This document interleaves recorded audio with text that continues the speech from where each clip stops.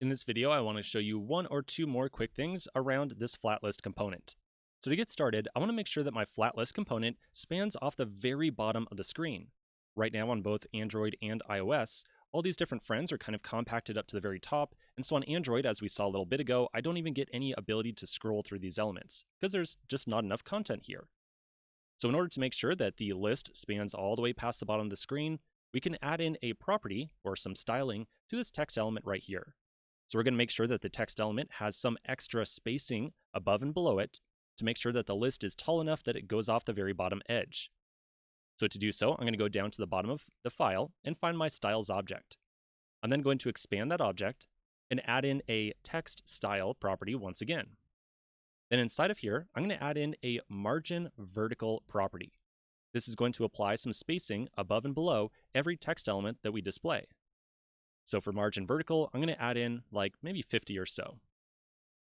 We can then apply that styling rule to our text element right here. Remember, by just creating a style object as we did right here, nothing happens right out of the box. We have to very manually wire up the style that we just created to some element returned from our component. So I'm going to find my text element. I'm going to add in the style prop. I'll put in my curly braces, and then we'll do styles.textStyle. As a second reminder, I just want to mention again very quickly, the name of the style object that we create right here, so in this case text style, it doesn't have to actually match up or correspond to the name of the element whatsoever. We could put in gibberish right here if we wanted to, like ASDF. It just has to be the same when we actually try to use it up here as well. But in general, I like to use something like text style or just simply text if we're trying to apply some styling to a text element, because it makes it really easy for us to glance at the style sheet right here and understand where each different style is being used. Okay, so let's save that and see how we're doing.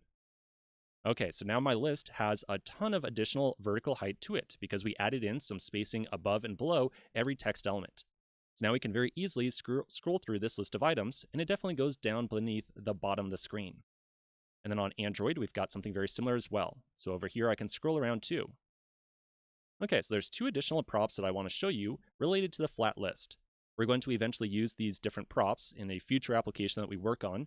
So for right now, I just want to show them to you and let you know that they exist. So the first prop I want to show you is the horizontal prop. If we just add in the word horizontal to a JSX tag like so, that is equivalent to writing out horizontal equals true inside of curly brackets like so. By adding in this horizontal prop, or better yet, its shorthand by just writing out the word horizontal, we're essentially telling our list that we want it to scroll horizontally across the screen from left to right as opposed to up and down. So if I now save this, we're going to see our list laid out from left to right. Now we can scroll horizontally through it. Same thing on Android as well. Now the second prop I want you to be aware of, you'll notice that on both iOS and Android, and this is kind of hard to see, but if you look down at the very bottom of the screen as I scroll through that list, you'll notice that there's a little scroll bar down there. So right there above my kind of software buttons, when I scroll, yeah, there's the scroll bar. Same thing on iOS as well. All the way down at the very bottom, I got that little list of elements. So in many cases, we might want to hide that scroll bar and make sure that it's not visible to the user. So to disable that scroll bar, we can add in horizontal, or excuse me, shows horizontal, there we go, scroll indicator, very long term right there. Make sure you've got the correct spelling and capitalization all the way through, and we'll set that equal to false, like so. So that's going to keep that scroll bar from appearing when we scroll through our list of items. So if I now save this and I scroll through, no longer do I see that scroll bar appear at the very bottom.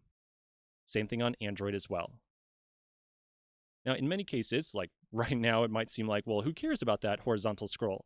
But you're going to notice that in a lot of different mobile applications that you might use on an everyday basis, whenever you scroll through a horizontal list of items, having a scroll bar on there is actually really distracting. And so there are many cases where we might want to show a horizontal list and hide that scroll bar. And essentially, that's how we do it.